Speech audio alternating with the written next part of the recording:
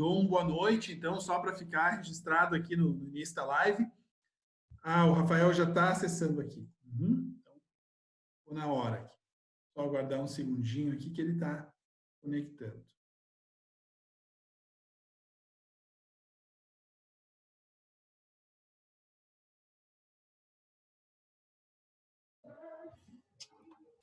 Olá, Rafael, boa noite. Olá, me escutando? Ok, perfeito, estamos escutando sim. Me escuta bem aí? Sim. Perfeito. Então, pessoal, boa noite. Só para a gente dar início, eu comentava, viu, Rafael, que na semana passada eu acabei me desorganizando ali na questão da gravação da live, eu parei no início, que a gente estava só fazendo um comentário que não era oficial, vamos dizer assim, e depois acabei não gravando. Então, se vocês forem olhar o vídeo a partir da URL que está no Moodle, vocês vão perceber que não é exatamente a live que nós tratamos, até porque teve ali as colaborações de vocês. Mas eu tentei fazer só na análise da estrutura do artigo, que foi o tema principal da semana passada, mais ou menos o mesmo roteiro para que vocês não deixassem de se precisar ter uma referência, só para registrar que não é o vídeo da aula, tá? Pessoal, assim, eu tava olhando aqui que, em princípio, a próxima terça-feira é feriado, é dia 21 de abril, tá? Por que eu digo em princípio? Porque até houve um comentário em algumas mídias que os feriados federais, em função, enfim, de todo esse momento de exceção que a gente vive, eles não seriam cumpridos até para que quando volte à normalidade a gente possa ter mais tempo aí para trabalhar, para as empresas produzirem. Mas me parece que não é o caso ainda no dia 21. Então, se realmente se confirmar, que eu creio que vai se confirmar, aí a nossa próxima aula é no dia 28 de abril. E aí, o que eu gostaria de propor, tá? Que na aula do dia 28, nós não tivéssemos a live no início da aula. Até para mim ter mais tempo com cada um de vocês, nós vamos direto para o atendimento presencial. E aí, qual é a minha proposta? É continuar na mesma sequência, é só alterar o horário.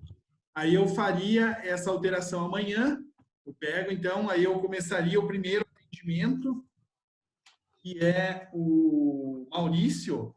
Eu começaria daí, Maurício, 19h15.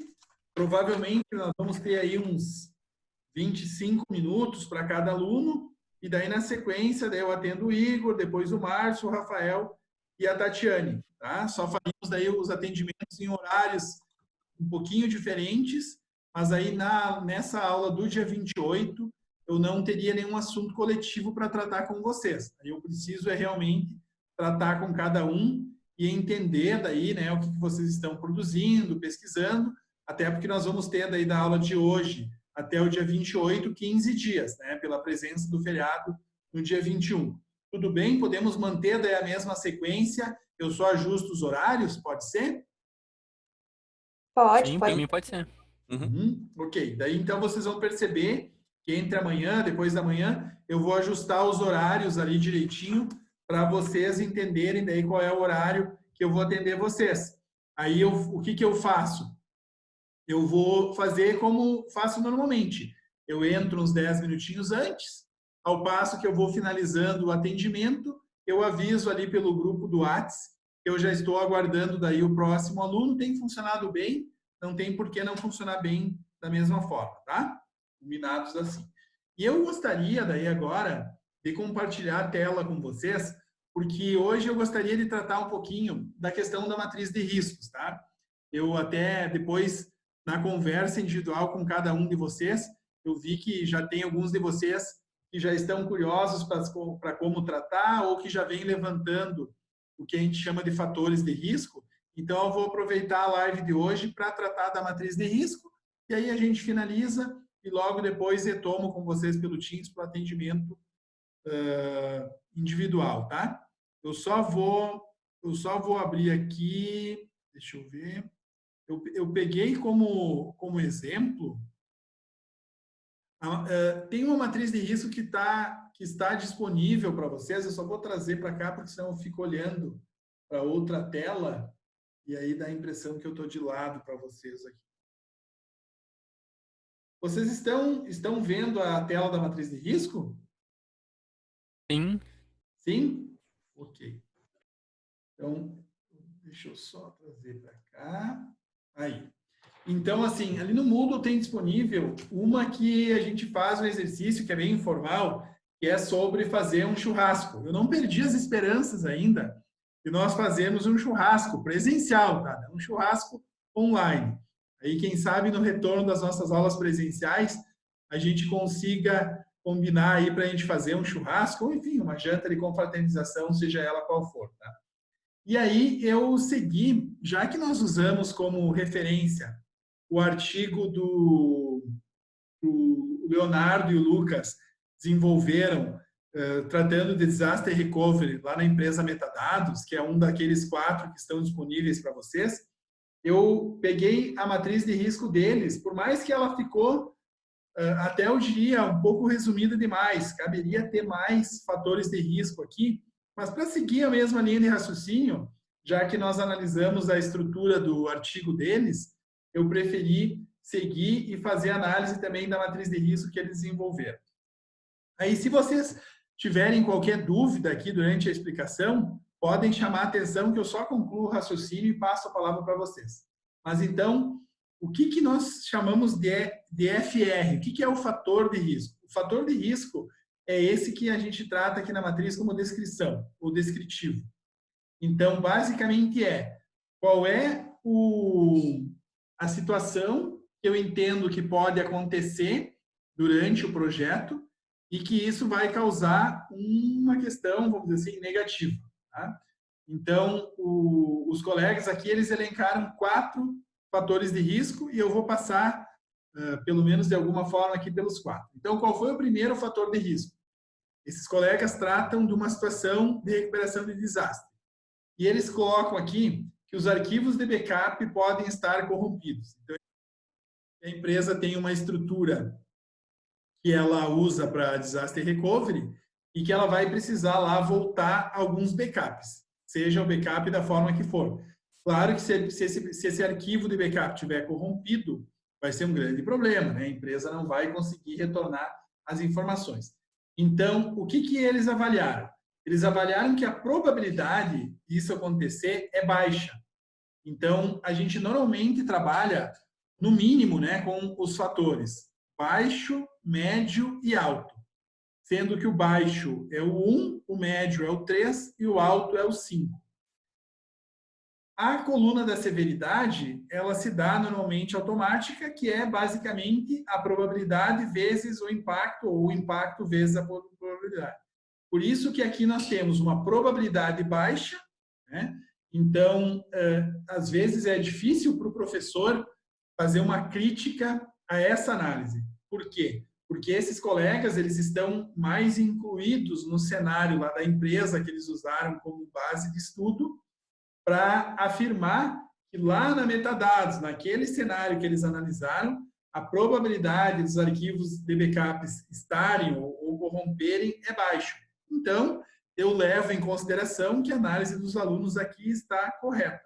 Da mesma forma que vou fazer quando analisar a matriz de risco que vocês desenvolverem.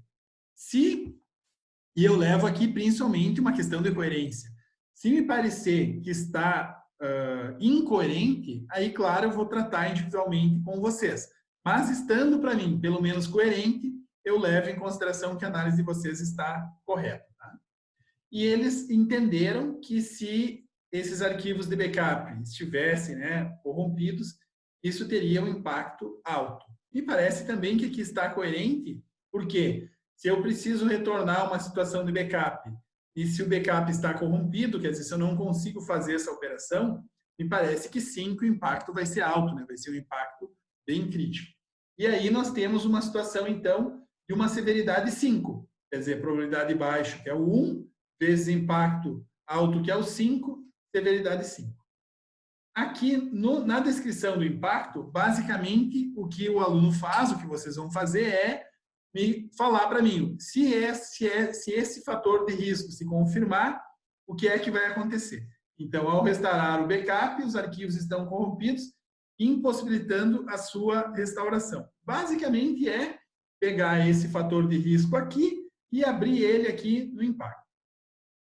O que para mim é sempre muito importante é a medida de contingência. Quer dizer, se esse fator de risco se confirmar, ele vai causar esse impacto. A partir desse impacto, qual é a ação que eu ou que a equipe lá na empresa vai tomar? Então, o que eles colocam aqui é que a medida de contingência é buscar os arquivos de backup da retenção que estejam o mais próximo possível da data do desastre. Então, imagine que eu precisei buscar um backup do dia de ontem. Hoje é dia 14 de abril, eu busco o backup do dia 13 de abril. Vamos imaginar que é um backup diário. Se esse backup estiver corrompido, se eu não conseguir restaurar, a ideia é que eu buscasse o backup do dia anterior, do dia 12. Se eu tenho um problema no backup do dia 12, eu vou buscar do dia 11. Quer dizer, eu vou tentar buscar do momento ou da data mais próxima do momento em que eu perdi as minhas informações. Esse é o princípio, inclusive, né, de quando a gente tenta uma medida de recuperação. É buscar o momento mais próximo possível da parada. Então, aqui nesse exemplo, se o backup estiver corrompido e se eu não consigo buscar o backup, então, do primeiro momento, da primeira data anterior, eu vou tentar buscar do momento ou da data o mais próximo possível. E eles colocaram aqui que o responsável seria a equipe de gestão de crise que já está lá dentro da empresa. Conseguiram acompanhar, pelo menos rapidamente, essa primeira situação aqui em cima? Sim. Sim. Sim? Ok. Então, vamos para o segundo fator de risco. O segundo fator de risco é a ferramenta de backup descontinuada. Quer dizer, eu realizei o meu backup num tipo de ferramenta e essa ferramenta foi descontinuada. Quer dizer, o fabricante, lá, o fornecedor, não presta mais o serviço, a ferramenta não tem mais como ser utilizada. Eles entenderam que a probabilidade disso acontecer era média, nem é muito alta, nem é muito baixa. E que o impacto seria baixo. Por que o impacto seria baixo? Porque, normalmente, mesmo que eu utilize uma ferramenta para fazer a cópia de segurança aqui, normalmente os arquivos são compatíveis com outras ferramentas. Então, eles entenderam que mesmo que a probabilidade é média disso acontecer, o impacto é baixo e a severidade também é uma severidade relativamente baixa, né? Que é a severidade 3. Descrição do impacto, quer dizer, em a ferramenta sendo descontinuada, eu teria a ferramenta deixa de ser comercializada ou fica sem suporte ou sem manutenção. Qual é a medida de contingência? Pesquisar uma ferramenta de backup para substituir a atual. Aqui o verbo poderia ser buscar uma ferramenta ou poderia ser, inclusive, implementar ou contratar uma ferramenta para substituir a que deixou de ser utilizada. Então, aqui eles trataram por pesquisar, mas imagina-se, né, que haveria a pesquisa de uma ferramenta, ela seria selecionada e seria implementada ou seria contratada se for uma ferramenta que precisa de contratação. E eles colocaram como responsável que a equipe de TI. Então, como é uma situação mais habitual ter que selecionar uma ferramenta, implementar, vejam que não é a equipe de gestão de crise, mas a equipe de TI. O terceiro fator de risco é a documentação da recuperação de desastre ser perdida ou extraviada. Eles entendem que a probabilidade disso acontecer é baixa e que o impacto é médio. E aí nós teríamos também uma severidade 3, né? Impacto, probabilidade 1 vezes impacto 3 e a severidade 3. Eu concordo aqui. Eu entendo que dentro de uma empresa com uma certa organização, haver vamos dizer assim, a documentação de recuperação ou procedimento operacional, eu não sei como trabalho, né? Pode ser procedimento operacional, pode ser orientação de operação, tem nomenclaturas diferentes, mas ser extraviado, ser perdida, realmente tem uma probabilidade muito baixa de que isso aconteça. Impacto médio. Como descrição do impacto, né? Sem a posse da documentação, não existiria o mapeamento do processo a ser seguido ou não existiria uma orientação de como seguir, né, esse processo de recuperação do desastre. Como medida de contingência, reunir os autores da documentação para conduzir o processo. Quer dizer, eu não consegui, por algum motivo, buscar lá os padrões operacionais, as orientações, a documentação, eu vou ter que chamar as pessoas, se não todas, mas pelo menos algumas, que participaram desse processo, e vou ter que tentar rapidamente estabelecer um novo processo a seguir.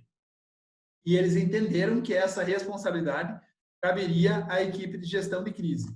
E por que eu estou pontuando isso, se o responsável é a equipe de TI ou é a equipe de gestão de crise? A equipe de TI é responsável por todas as questões que têm a ver com tecnologia da informação na empresa. Quando eu cito equipe de gestão de crise, primeiro, uma equipe de gestão de crise não é só a equipe de TI. Normalmente, tu vai ter também que são de outros setores, de uma área administrativa, de uma área de gestão, de uma área de gestão de pessoas. E, provavelmente, também uma equipe de TI, pessoas de TI. Mas, então, só deixar claro que a equipe de gestão de crise, ela é uma equipe mais específica do que a equipe de TI. E notem que ela trata também dos fatores de risco mais específicos e a equipe de TI daqueles fatores de risco mais genéricos. Por que eu coloco isso aqui? Porque quando vocês forem desenhar a matriz de risco do projeto de vocês, vocês também teriam que apontar aqui quem são as pessoas responsáveis. Então, se vocês entendem que aquela responsabilidade cabe a uma única pessoa, vocês podem citar. Poderia ser o nome da pessoa, mas não fica muito profissional isso. Mas citar, por exemplo, a função que essa pessoa exerce. E quando vocês entendem que essa responsabilidade cabe a uma equipe, vocês podem citar a equipe, sem problemas. O que eu gostaria só de alertar? Para tomar o cuidado de não citar como responsável em todos os fatores de riscos a equipe de TI. Porque a gente tem que ter claro se realmente é a equipe de TI que vai responder por cada situação. Eu não estou dizendo que não pode ser. Até pode ser que numa matriz de risco todas as responsabilidades, né, estejam a cargo da equipe de TI, mas não necessariamente vai estar sempre a cargo da mesma equipe. Tá? Então, só ter esse ponto de atenção. E o último fator aqui que os colegas trataram foi todos os membros da equipe de gestão de crise ficam feridos no desastre. Então, claro, aqui parece uma situação mais catastrófica, vamos dizer assim. Mas esse desastre, quando a gente fala recuperação do desastre, ele pode ser uma questão puramente técnica, pode ser um equipamento que parou de funcionar, pode ser um sistema indisponível, pode ser uma falta de energia de tantas horas, né, que o sistema de no-break ou de gerador possa não atender, ou pode ser também uma situação de disponibilidade da equipe. Então, no ano passado, né, já que esse artigo é de 2019, esse fator de risco poderia até soar exagerado, né? Ah, mas todos os membros da equipe de gestão de crise, toda a equipe de TI ficou ferida no desastre. Se a gente trouxer isso para o cenário de hoje, a gente poderia colocar aqui, todos os membros da equipe de gestão de crise estão afastados por questão de saúde. Já não me parece tão exagerado assim. Porque tudo bem, aqui na Serra, né, nós estamos até numa situação privilegiada, eu diria, porque somos uma cidade, uma região, do ponto de vista de habitantes, e essa situação do coronavírus, pelo menos até agora, está bem amena aqui. Mas se a gente fosse considerar, por exemplo, que a sede dessa empresa fosse na cidade de São Paulo. Tudo bem, eu sei que a cidade de São Paulo é muito mais, e o entorno é muito mais populoso, né, do que aqui a Serra Gaúcha. Mas lá, o problema de saúde, a quantidade de pessoas está muito maior. Então, vamos imaginar que, como eu disse, não me soa tão descabido que isso realmente pudesse acontecer. Todas as pessoas de uma equipe aqui, que poderiam ser 3, 4, 5 pessoas, estivessem afastados por problema de saúde. O que é que a gente faz numa situação? Então, os colegas aqui entenderam que a probabilidade disso acontecer é baixa. Eu concordo. Ter todos os membros de uma equipe afastados ou feridos, enfim, numa situação, é realmente por uma probabilidade baixa. Eles entendem aqui que o impacto é médio. Por que eles entendem que o impacto é médio? Porque eu estava olhando as minhas anotações agora e, à época, a gente entendeu que essa empresa ela tem realmente um fator, uma maturidade de organização muito grande. Entenderam que, como os procedimentos são todos bem formalizados e documentados, mesmo que os membros da equipe de gestão de crise não estivessem presentes na empresa, outras pessoas com conhecimento similar, a partir dos procedimentos, né, formalizados, poderiam cumprir. E por isso que o impacto aqui é médio e não é alto, porque alguns de vocês poderiam pensar, poxa, se eu não tenho toda a minha equipe disponível, o impacto aqui vai ser alto.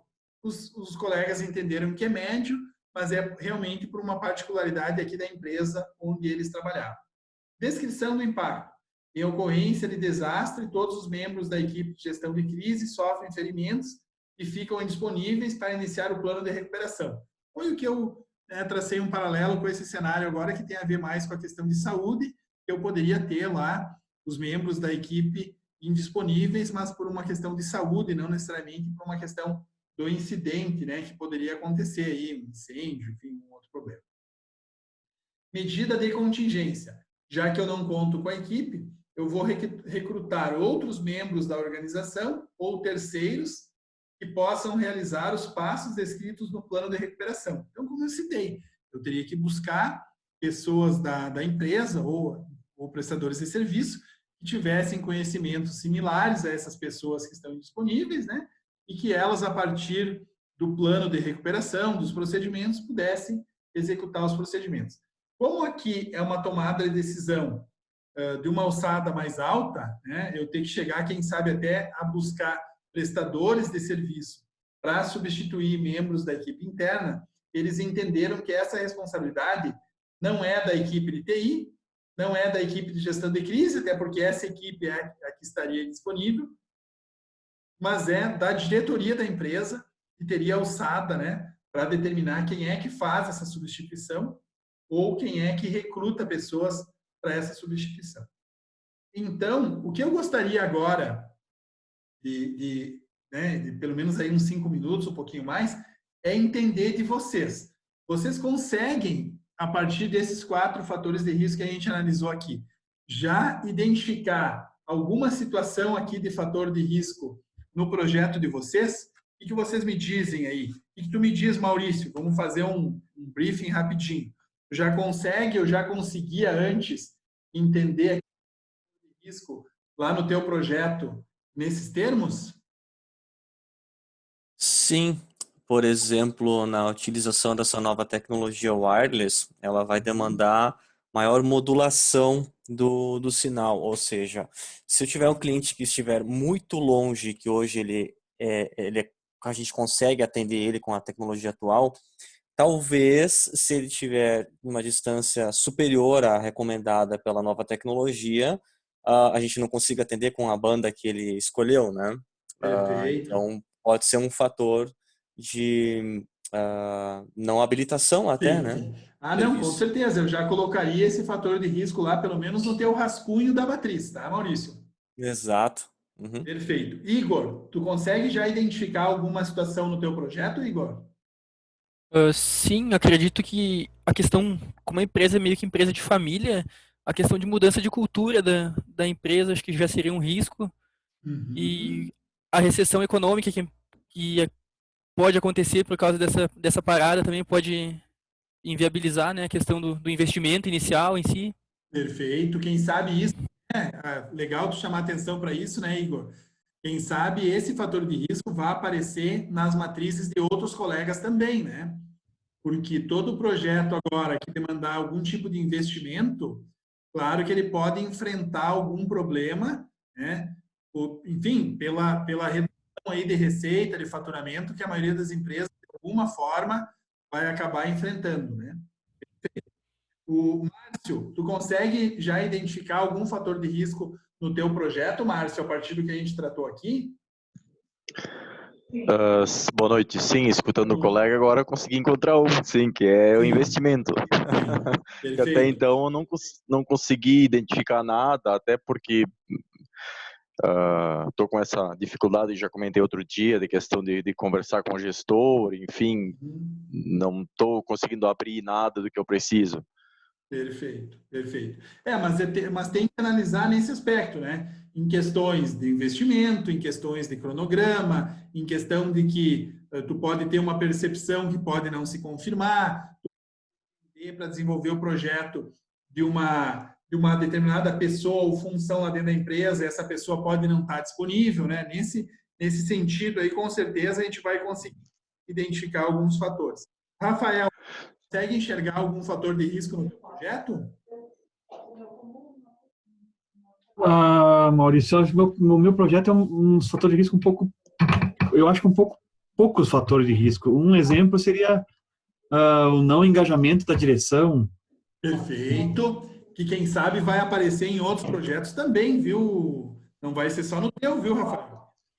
Sim. Porque aqui, tanto da questão da direção, como às vezes dos próprios da direção, né? Colega. Como essa figura, vamos dizer assim, engajadora, né? Motivadora do projeto. Mas das próprias pessoas, né? No teu caso ali, que de processos, provavelmente, tu vai precisar colaboração de alguns colegas ou de algum colega em determinado momento. O fato desse colega não estar, quem sabe, totalmente engajado, pode ser, sim, um fator de risco, né? Sim, isso que eu não consegui enxergar ainda outros, né? Mas um principal seria esse. Perfeito. E aí, eu até comentei isso em algum momento, mas reforço aqui. Sempre que vocês estiverem tratando qualquer assunto e surgir uma situação que vocês entendem que pode ser um fator de risco, coloquem isso, eu falo num rascunho, né? Cada um tem aí a sua forma de trabalhar, mas anotem isso de alguma forma, porque quando vocês forem tratar da matriz de risco, vocês já, se ao passo que vão identificando, já vão anotando ali para não esquecer, com certeza já vão ter alguns fatores para começar o trabalho. Tati, tu consegue já enxergar algum fator de risco aí no teu projeto, Tati? Sim, prof, eu até rabisquei aqui 5 fatores, pelo que eu identifiquei, assim. Olha só, eu não vou ter tempo agora de tu me falar dos 5, mas eu te dou a opção de falar de 2. Um deles seria a pouca adesão à ferramenta, né, por parte dos clientes, no caso dos alunos, e o outro também o mau uso da ferramenta, né, o mau uso por parte dos alunos da própria ferramenta em si. Porque só para socializar, a Tatiane vai tratar de um bot, de um robô, para fazer um primeiro nível de atendimento a alunos de cursos à distância. Então, o que ela coloca, eu entendo que faz todo sentido, né, Tatiane? Que é colocar disponível um bot de atendimento para ajudar os alunos, não quer dizer necessariamente que os alunos vão buscar ajuda por essa ferramenta. Eu acho que é isso que Exato. colocar, né? O aluno pode não se sentir motivado a buscar o atendimento ali pela ferramenta. Nem todas as pessoas têm essa afeição por interagir. E outra situação é se as pessoas realmente vão fazer as perguntas para o robô de forma séria, né, Tatiane?